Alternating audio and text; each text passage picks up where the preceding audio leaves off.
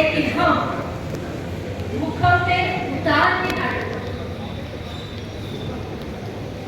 The theatre of relevance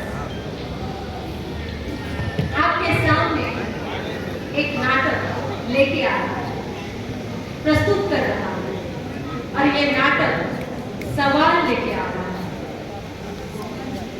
आज विकारवादियों का बोलबाला है। ऐसे में हर व्यक्ति में चेतना जगाने का प्रण हमने लिया। 90 साल हो गए हम यहाँ समाजवादी एकजुटता सम्मेलन के लिए मिले। हमारा इतिहास बहुत गौरवशाली है। तानाशाही साम्राज्य को हमने उखाड़ फेंक किया है। आज फिर से वो दौर, आज अर्थहीन होने का भी दौर है। लेकिन चलो आज फिर से खुद को एक अर्थ दें और सब में एक नई चेतना जगाएं। थिएटर ऑफ रेलेवेंस प्रस्तुत रंगचिंतक मंजुल भारद्वाज लिखित एवं निर्देशित नाटक जागर संविधान का। ये केवल एक नाटक नहीं है। इस प्रस्तुति से आइए हम समझें, अपने आप से सवाल पूछें कि संविधान होकर भी उसके जो मूल्य हैं वो जमीनी स्तर पर कहाँ है। संविधान में लिखी हुई प्रस्तावना, उसमें लिखा हुआ वाक्य, हम भारत के लोग, क्या हम इस भूमिका को पहचानते हैं? क्या हम इस भूमिका को जीते हैं? आइए सब मिलकर अपने आप को ये सवाल पूछें। आइए प्रण लें संविधान की सुरक्षा, समता, न्याय, बंधुता, इन सबका संरक्षण करने के लिए एक हुंकार भरे संविधान का जागर।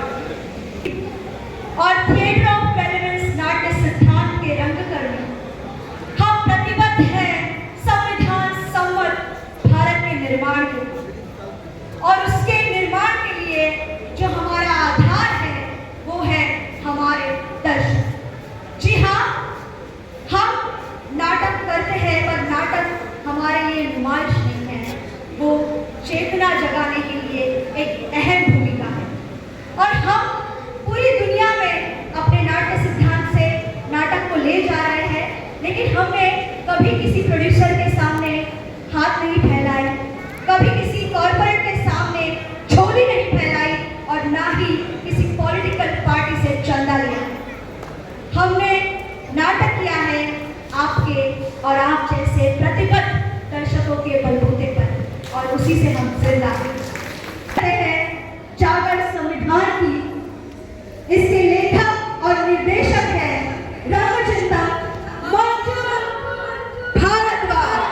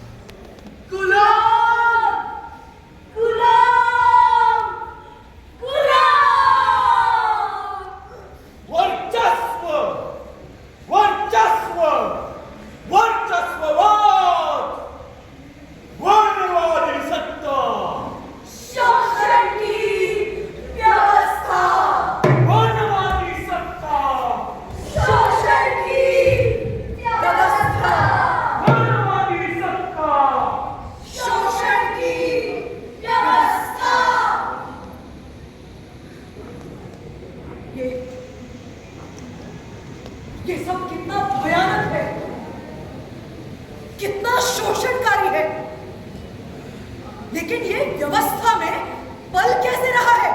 ये पनप रहा है धर्म और भगवान के डर से। इससे वर्ण व्यवस्था का निर्माण हुआ। सदा सदा ये मिथ्या, सदा सदा ये मिथ्या माना गया सच, माना गया सच।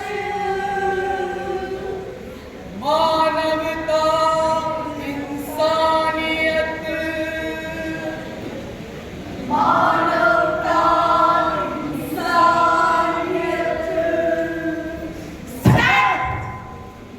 होती रही बर्बाद, होती रही बर्बाद। शिव शिव होती रही बर्बाद, होती रही बर्बाद। मैं ब्राह्मण, ब्राह्मण का कार्य है शिक्षा, दीक्षा और ज्ञान। मैं क्षत्रिय, मेरा कार्य है रक्षा करना। मैं वैश्य, मेरा कार्य व्यापार कारोबार। शूद्र,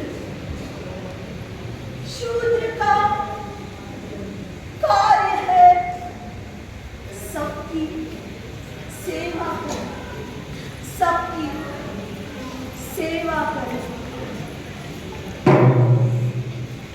मैं ब्राह्मण, सदियों से मैंने शास्त्र ही रचे। मैं क्षत्रिय, सदियों से मैंने रक्षा ही की है। मैं वैश्य, सदियों से मैंने व्यापार ही किया है। बल्लेबाजी की है। और मैं शूद्र, सदियों से मैंने गुलामी ही की है, गुलामी ही की है।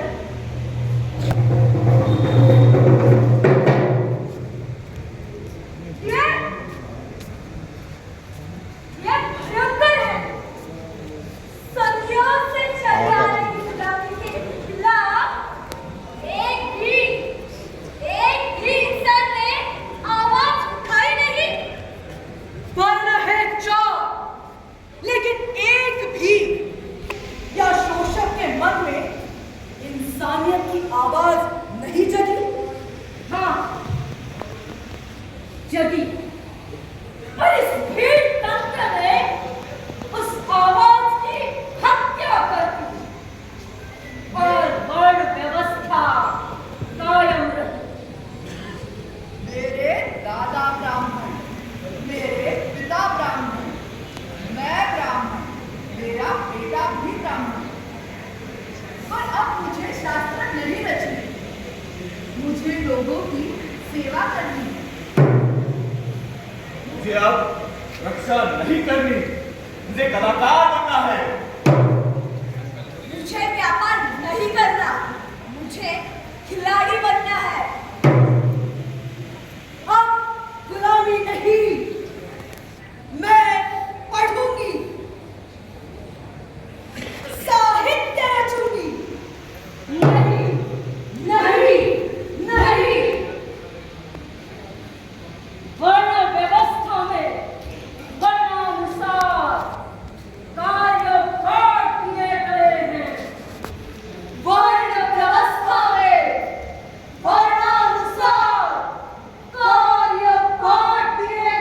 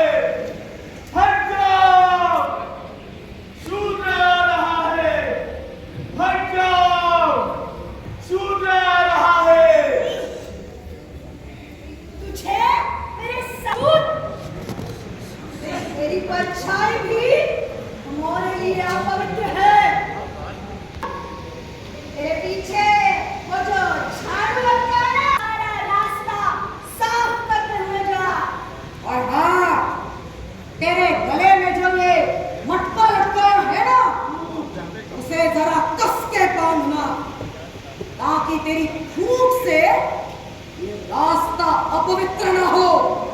चल निकल। शिव शिव शिव शिव।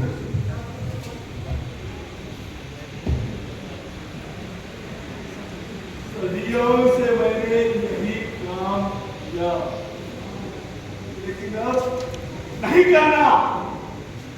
बिरजू, चल, ठाकुर के घर जाना है, उनके घर का मैला साफ करना है। चल जल्दी। नहीं, अब ये काम मैं नहीं करूंगा। अब ये काम मुझसे होगा नहीं। तू मुझ पर आवाज चढ़ाता है, मुझे मजाक करता है। तेरा फैसला अब पंचायत में होगा। हाँ। साफ करना है तो वो मुझे कहता है मैं नहीं करूंगा। क्या? इसकी इतनी हिम्मत? ऐसे कहा उसने? जाओ उस बिरजू को बुला कर लाओ। ठीक।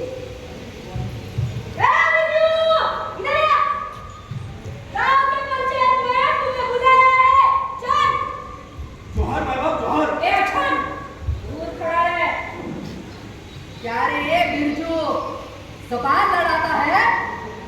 औकात भूल गया अपनी? काम नहीं करेगा? तेरी हिम्मत कैसे हुई ना बोलने की? अरे ये तो तेरा पुश्तैनी काम है। तेरा दादा करता था, तेरा बाप भी यही काम करता था। अब तुझे भी ये काम करना होगा। और सुन, तेरे लड़के को भी आगे जाके यही काम करना है। नहीं कहा, और तूने ये काम नहीं किया तो तुझे समान से बेदखल किया जाएगा। अरे बेदखल क्या? खाम कर उस साले की।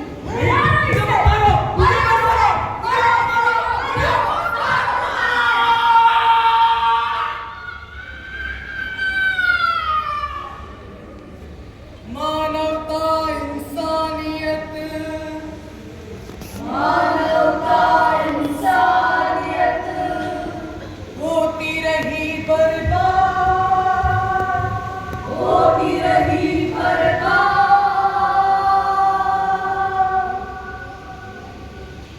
लिखिए।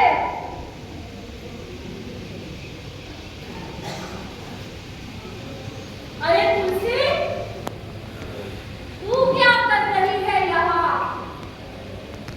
दादी, मुझे पढ़ना है, मैं सीखना चाहती हूँ। शिव शिव शिव। औरत जात को पढ़ना लिखना शोभा नहीं देता।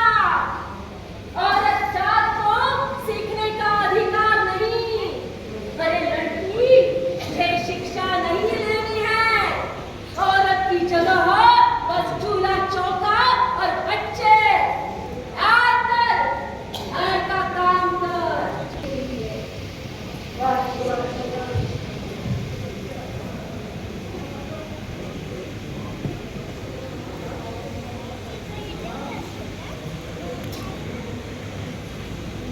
अरे ये कैसे आया? शिव शिव शिव शिव। पता नहीं है, तुझे शिक्षा का कोई अधिकार नहीं। अछूत, इसके कान में उबलता हुआ शीशा डालो।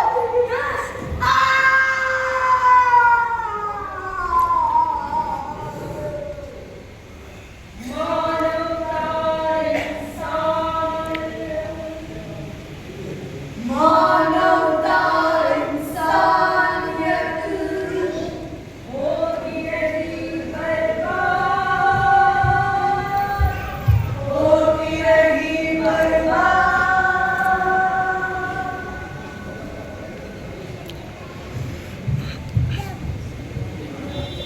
अरे सुनती हो, बनारस की गंगा और हमारी गोदावरी का संगम होने वाला है।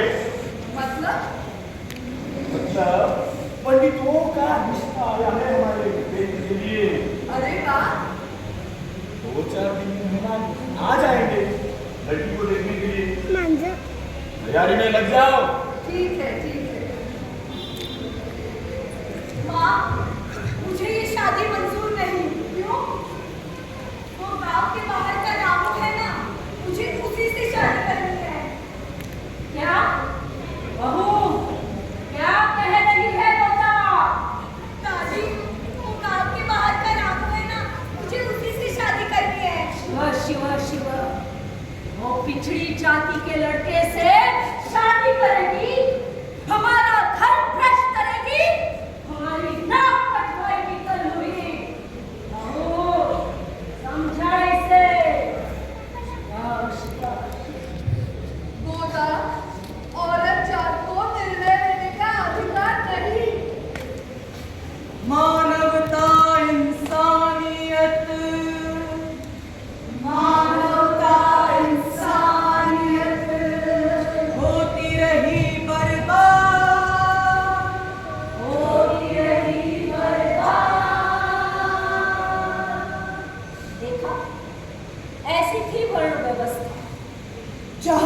इंसान को इंसान बनकर जीने का अधिकार ना हो, जहां इंसान को निर्णय लेने का अधिकार नहीं, ऐसी शोषणकारी व्यवस्था हमें मंजूर नहीं।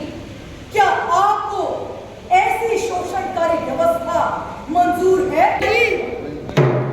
हमें भेदभाव मंजूर नहीं। नहीं, हमें विषमता मंजूर नहीं। हमें छुआछूत मंजूर नहीं। मुझे ऐसी व्यवस्था मंजूर नहीं जहां औरत का सम्मान न हो, जहां उसे बराबरी का हक न मिले। व्यवस्था मंजूर नहीं। हमें ये वर्ण व्यवस्था मंजूर नहीं। हमें मनुवादी व्यवस्था मंजूर नहीं। हमें ऐसी व्यवस्था मंजूर नहीं जो हमें इंसान नहीं समझती। हमें धर्म और पाखंड के नाम पर चलने वाली ये व्यवस्था मंजूर नहीं। हम इसका विरोध करते हैं। हम इसका विरोध करते हैं। पाखंड, झूठ, कहाँ है झूठ? तुम्हें झूठ दिखाई नहीं देता? चलो दिखाते हैं। आओ पर्दाफाश करें। आओ पर्दाफाश करें। सब मिलकर सच को समझें। सब मिलकर सच को समझे। क्या है ये? क्या है ये? क्या है ये? क्या है? क्या है ये? क्या है ये? क्या है ये? क्या है? मैं ब्राह्मण का कार्य है शिक्षा, दीक्षा और ज्ञान। क्या है ये? क्या है ये? क्या है ये? क्या है? ब्राह्मण का काम मुफ्त में खाना, भगवान के नाम पर, संस्कृति के नाम पर, संस्कार के नाम पर पाखंड करना, जन्म से मृत्यु तक शोषण करना, शोषण करना, शोषण करना।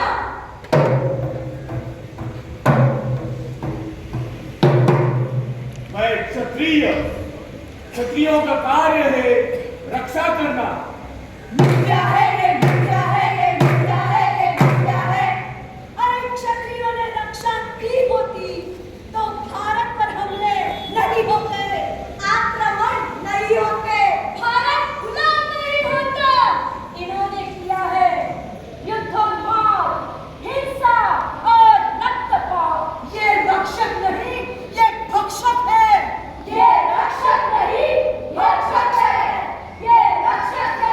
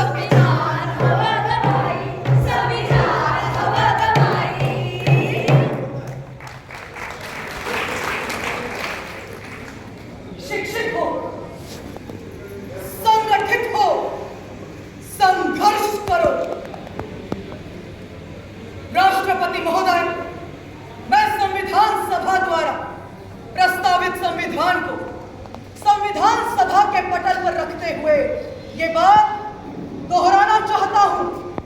ये संविधान कितना भी अच्छा लिखा हो, उसे अमल में लाने वाले लोग अगर अच्छे नहीं हैं, तो संविधान निरर्थक साबित होगा।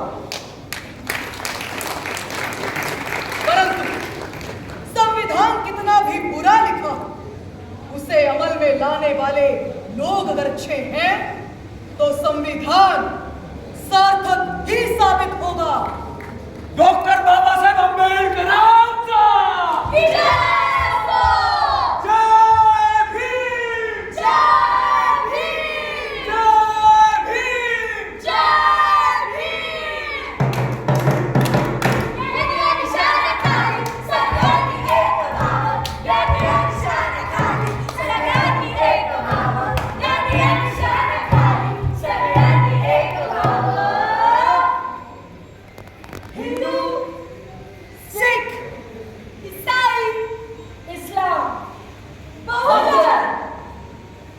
क्या समता मूलक न्याय संगत समाज देश की जरूरत नहीं है? समाज को उसकी रूढ़ियों से, कुरीतियों से और विसंगतियों से आजाद करने वाला डॉक्टर बाबा साहेब आंबेडकर का चिंतन क्या केवल एक विशेष जाति की चेतना जगाने मात्र तक सीमित है, या मूलतः अंबेडकर का चिंतन शोषण मुक्त समाज का चिंतन है? सदियों से चलती आ रही धर्म और जातियों की रूढ़ियों को तोड़ने के लिए समता, न्याय और समानता के लिए संविधान का निर्माण जनता के लिए, जनता के द्वारा और उसके निर्वहन के लिए कार्यपालिका, विधायिका और न्यायपालिका, ऐसे संवैधानिक संस्थानों का निर्माण आधुनिक भारत की नींव है। अंबेडकर का चिंतन हर शोषित की पुकार है, न्याय संगत समाज की आवाज है, लेकिन उसे एक विशेष जाति या वर्ग तक सीमित करना अल्पकालिक फायदा हो सकता है, लेकिन दीर्घ में अंबेडकर के चिंतन के विरुद्ध ही होगा। आइए जन के सहयोग को चुनौती देने वाले इस योद्धा के चिंतन को एक न्याय संगत समाज के चिंतन स्वरूप में देखें और उनके सपनों को साकार करें।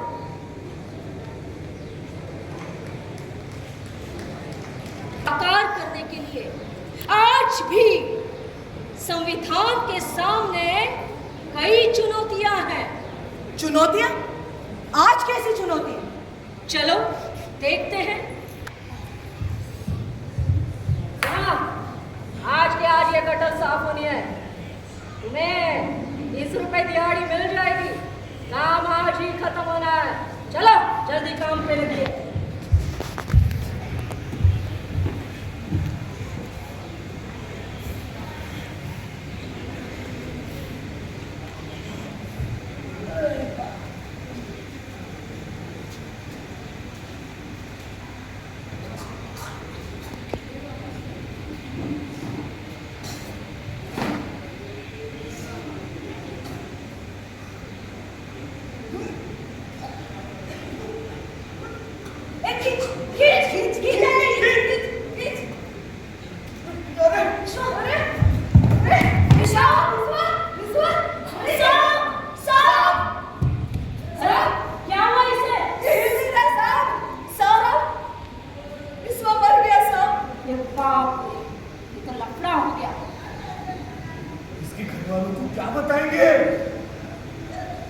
देखा, आज तकनीक की वजह से दुनिया चांद पर पहुंच गई, लेकिन गटर में उतरने के लिए आज भी तकनीक नहीं बन गई। आज भी को कहा जाता है और वो इंसान अपनी जान गंवा देता है। सही कहा, यहाँ तकनीक का आविष्कार हो सकता है, इसीलिए कहती हूँ वर्णवाद व्यवस्था की वजह से संविधान फल ही नहीं रहा।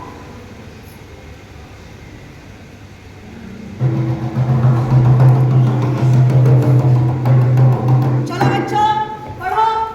भारत मेरा देश है।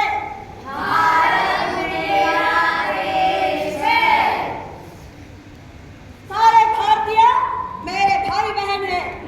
अरे! अरे!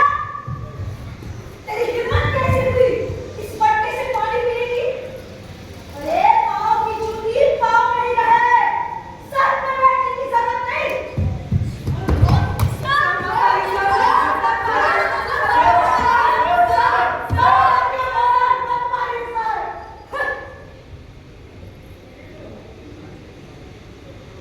इस वर्ण व्यवस्था की जड़ें जब तक उखाड़ेंगे नहीं, तब तक संविधान की जड़ मजबूत नहीं होगी।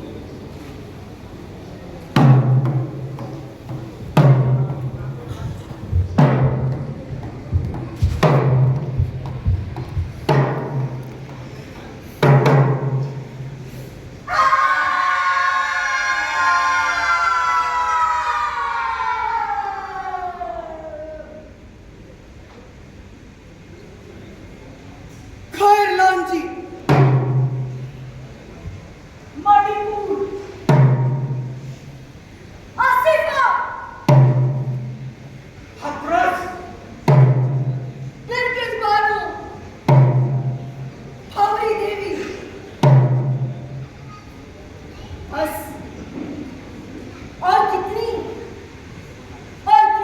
दुर्घटनाओं का हम इंतजार करेंगे। मैं इंसान हूं, संविधान ने मुझे इंसान के रूप में अधिकार दिया है, लेकिन इस वर्ण व्यवस्था ने हमेशा औरत का शोषण ही किया है। जब तक ये मानसिकता नहीं बदलेगी, तब तक ऐसी दुर्घटना होती रहेगी। लेकिन इन सब की वजह क्या है? इसका मूल है वर्णवाद, और ये वर्णवाद कलंक है हमारी सभ्यता पर, मानवता पर, इंसानियत पर। ये संस्कृति नहीं, अपसंस्कृति है। ये जीवन मूल्य वसूल नहीं, मनुष्य के गले में फंसा हुआ शूल है, जिससे हर पल रहनुमान होते हैं इंसानियत। अरे क्या है भारत की संस्कृति, बताइए ना। वर्णवाद, जाति भेद, असमानता, शोषण, मनुष्य में, मर्द औरत में भेद, सांस्कृतिक वर्चस्ववाद विकार है जो मनुष्य को पशु से हीन समझता है। वर्ण व्यवस्था में न्याय उच्च वर्णियों की जागीर होती है। वर्ण व्यवस्था में समता नहीं, श्रेष्ठता में यकीन होता है। मुझ भर लोगों की शासन व्यवस्था है वर्णवाद, जहाँ समता, न्याय और ज्ञान उसकी जागीर है। आज आजादी के 75 साल बाद भी संविधान को खोखला करता हुआ दीमक है वर्णवाद, और ये दीमक भारत की आत्मा में लगा है। भारत की आत्मा, इस आत्मा को विखंडित किया है वर्णवाद ने। देखो ना, प्रकृति की गोद में बसे इस साधन संपन्न गांव को इस वर्णवाद ने विकार का अड्डा बनाया, शोषण से भर दिया है। करोड़ों लोग पलायन करते हैं इस छुआछूत की वजह से, आर्थिक असमानता की वजह से, और जाकर रहते हैं शहरों के गंदे नालों पर। क्यों ये अपना घर छोड़ के आते हैं, शुद्ध हवा, माटी, पानी छोड़कर प्रदूषण में जीते हैं। महामारी में अपनी जान बचाते हुए करोड़ों लोग पैदल चले गए अपने गांव। पांव को छाले पड़ गए, पांव लहू लुहान हो गए, और तथाकथित विकास का ये रास्ता, ये सड़क, ये हाईवे लहू लुहान हो गया। आज भी ये रक्त रंजित पांव के निशान भारत का संविधान और उनके पैरोकारों से पूछ रहे हैं, आवाज दे रहे हैं, पुकार रहे हैं, भारत की आत्मा को झकझोर रहे हैं। हमें इस मूल को पकड़ना है। संविधान सम्मत भारत के लिए संविधान ने दिए हुए अधिकार जमीन पर उतारने के लिए वर्ण गांव बसा रहे हैं, वर्णवाद से मुक्त करना है अपने भारत को, समता, न्याय और समानता की संस्कृति रचनी है। भारत की विविधता को एक गोधड़ी में बुनना है। वाह, कमाल, बहुत बड़ी। लेकिन ये सब भारत में है। यहाँ आपने गाँव देखे हैं? हाँ, समग्र रूप से देखे हैं? हाँ, क्या दिखाई दिया? ये धरती हमारी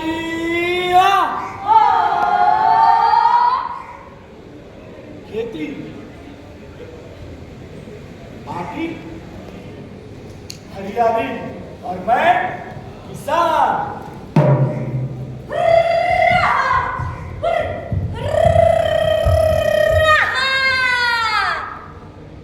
पशु प्राणियों की रखवाली करने वाली, गांव के बाहर बसी बस्ती में रहने वाली मैं।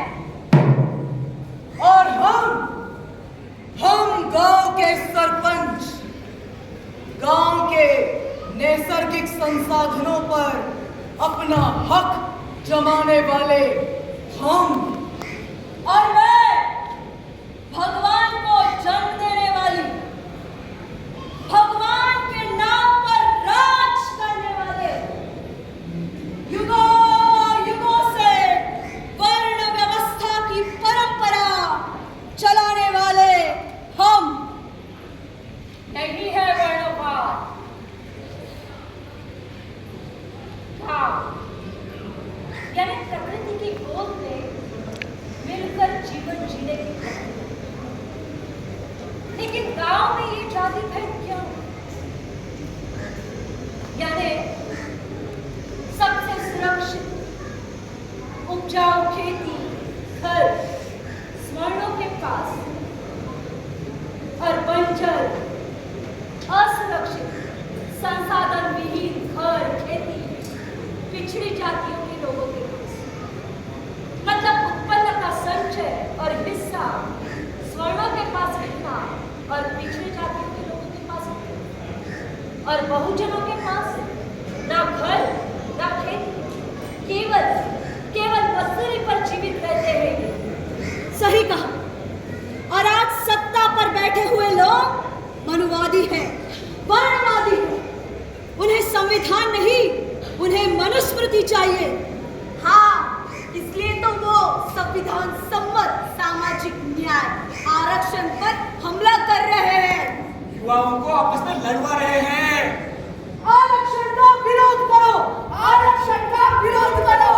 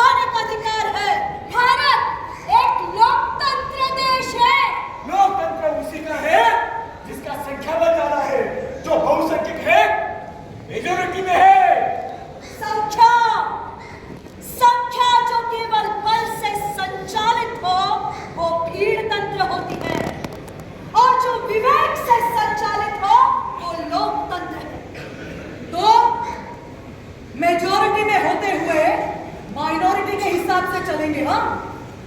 अरे बहुसंख्यक होते हुए अल्पसंख्यकों की गुलामी करेंगे। बहुसंख्यक? कौन है बहुसंख्यक?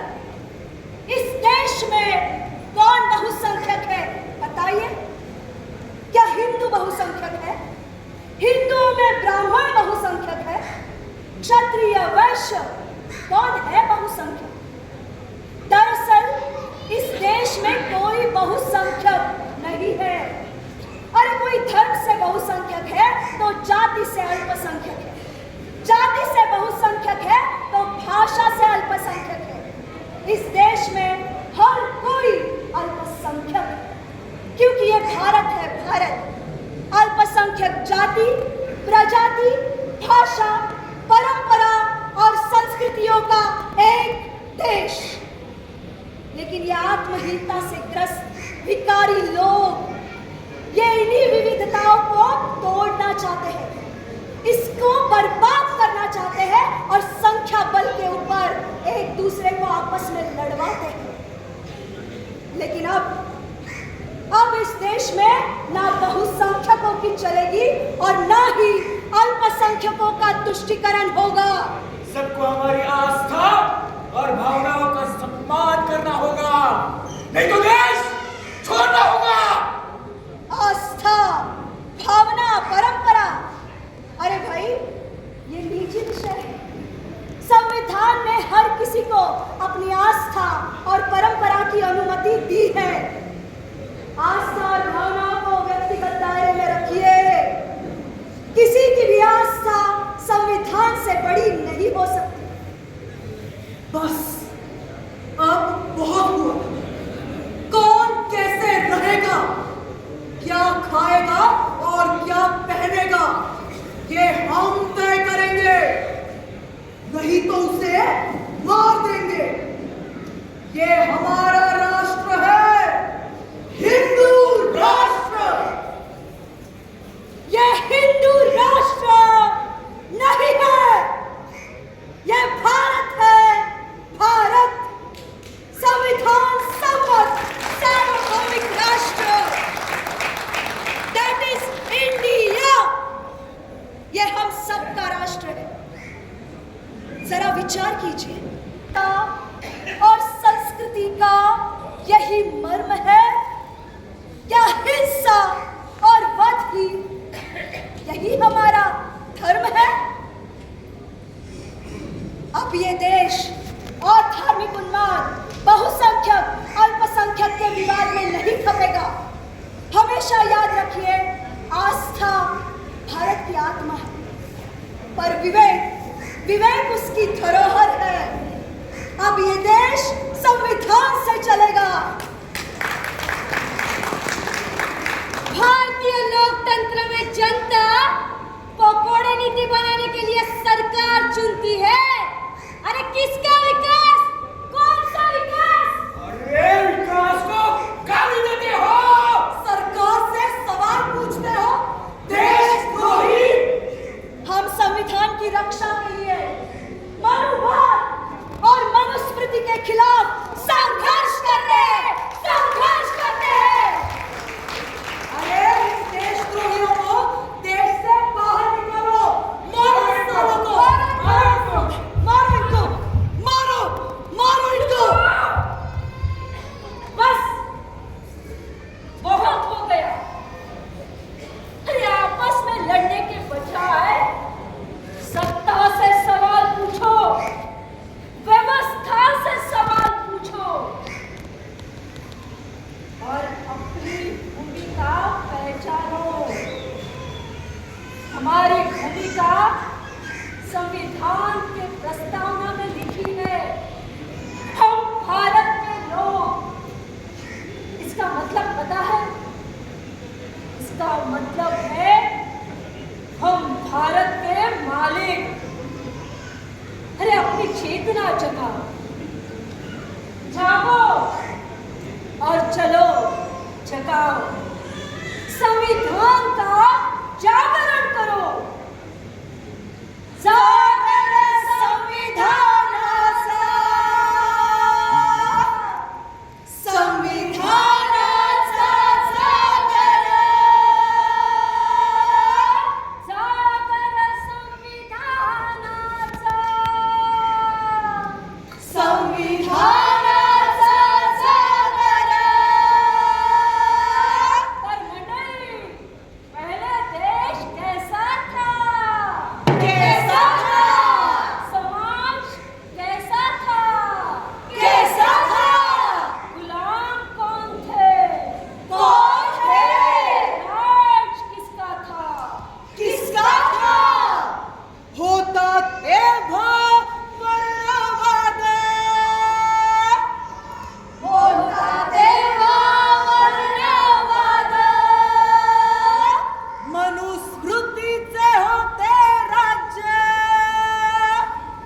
मनुस्मृति से होते राज्य, फैला था अंधकार, नहीं थी न्याय की गुहार, फैला था अंधकार, नहीं थी न्याय की गुहार।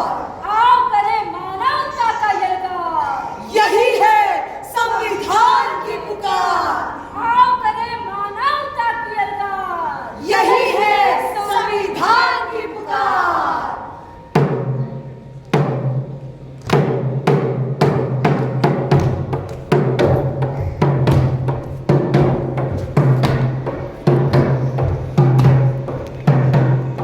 मार्क्स की यलगारा, संविधानाचा जागारा, यलगार, यलगार,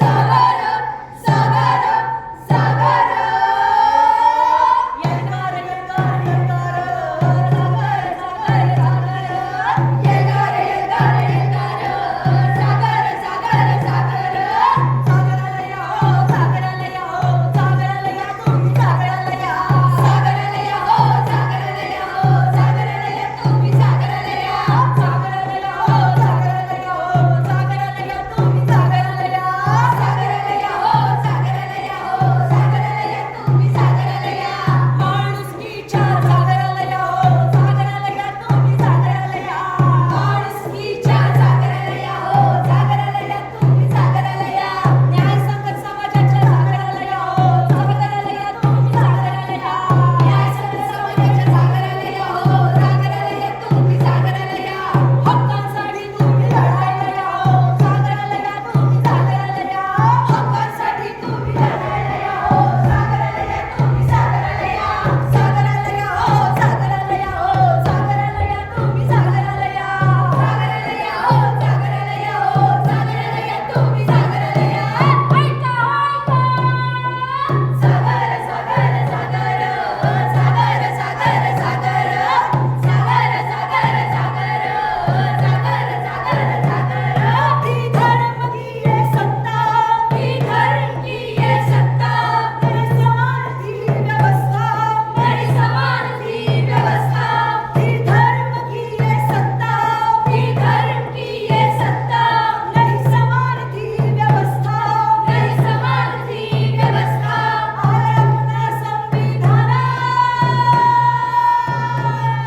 आया अपना संविधान, मिला इंसान होने का मान, सागर सागर सागर, सागर सागर सागर, सागर सागर सागर, सागर सागर सागर, किसी भी धर्म ने, किसी भी जाति ने, किसी भी भगवान ने औरत को इंसान नहीं समझा, या देवानं, या धर्मानं, या जातीनं, या देवानं, या धर्मानं, या जातीनं, केला बाईचा धिक्कार, केला बाईचा धिक्कार, संविधानाचा तिला आधार, संविधानाचा तिला आधार, 26 जनवरी 1950 में पहली बार औरत को इंसान समझा हमारे भारतीय संविधान ने। संविधानाचा तिला आधार, संविधानाचा तिला आधार, सागर सागर सागर, सागर सागर सागर, सागर सागर सागर, सागर सागर सागर, संविधान संविधान संविधान कहते रहे, लेकिन संविधान ने दिया क्या? संविधान ने दी समता, संविधान ने दिया न्याय, संविधान ने दिए समान अधिकार, संविधान ने महिला को पहली बार इंसान समझा, संविधान ने छुआछूत खत्म की। संविधान ने ऊंच नीच का भेद खत्म किया। संविधान ने जन्म के संयोग से हर व्यक्ति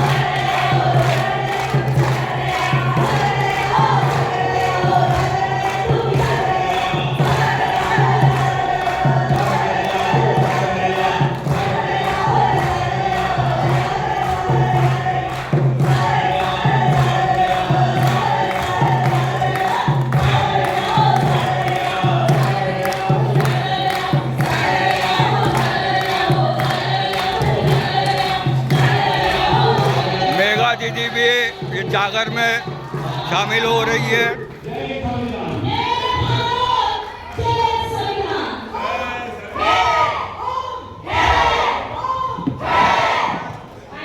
थिएटर ऑफ रिलीवेंस का ये महत्वपूर्ण नारा है कि हम हैं, मैं हूँ क्योंकि हम हैं।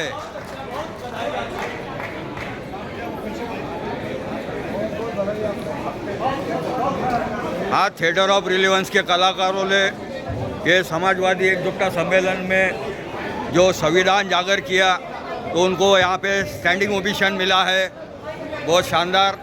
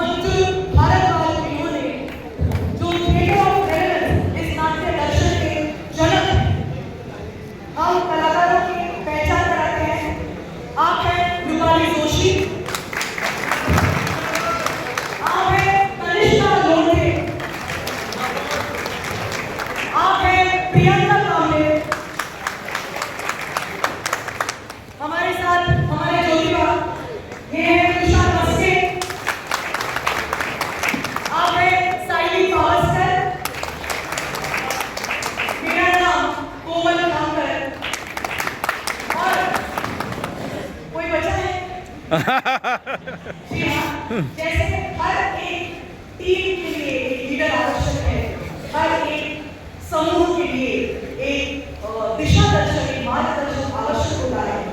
इसलिए हमारे समूह को, हम जैसे युवा क्रांतिकारियों को दिशा देने वाली, उनके लिए प्रेरक बनकर जीने वाली है स्माइली यानी अश्विनी नांदेड़।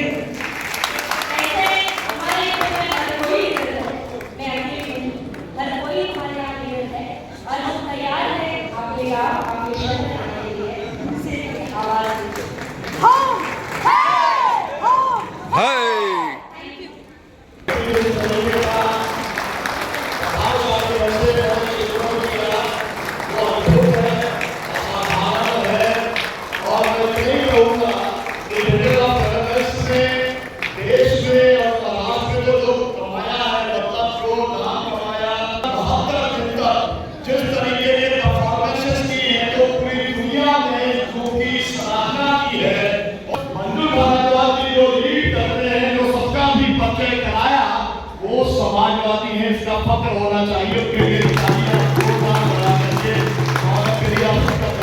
बहुत साथियों का धन्यवाद। सूचना दर्शकों से जिंदा है, इसलिए फिर से ये है कि तारा मराठी हमारे दर्शक, उन्होंने हमें ये सहयोग दिया और इसी से ये रंगमंच हम जिंदा है। और सभी कलाकारों से ये आवेदन है कि दर्शकों के साथ जुड़ो, दर्शक आपको जिंदा रखेंगे। बहुत बड़ा ये मामला है, क्योंकि पेड़ लोग रहते हैं, आपको मालूम है कितने कितने लाख और करोड़ के अंदर आकर के आपके सामने आर्टिस्ट दिखलाई पड़ते हैं, लेकिन ये जनता के सहयोग से ही सब कुछ चलता है। तो इसलिए मेरा अनुरोध आप सबसे विशेष तौर पर यह है कि ये एक कार्यक्रम का मसला नहीं है, ये मुख्य मसला ये है कि सलीम भाई, रेलेवेंस है। सलीम भाई, इस थिएटर ऑफ रेलेवेंस के जो साथी हैं उनके कार्यक्रम अपने इलाके में कराइए, वो कार्यक्रम आप बेहतर कराएंगे। तहसीन भाई है, अब मतलब मैं असल में इस प्रक्रिया को आगे नहीं चला सकता, आपको जो साथी हैं वहां पर अभी चले जाइए, जहां पर इकोनॉमिक सब कंट्रीब्यूशन चल रहा है वहां पर सहयोग करिए।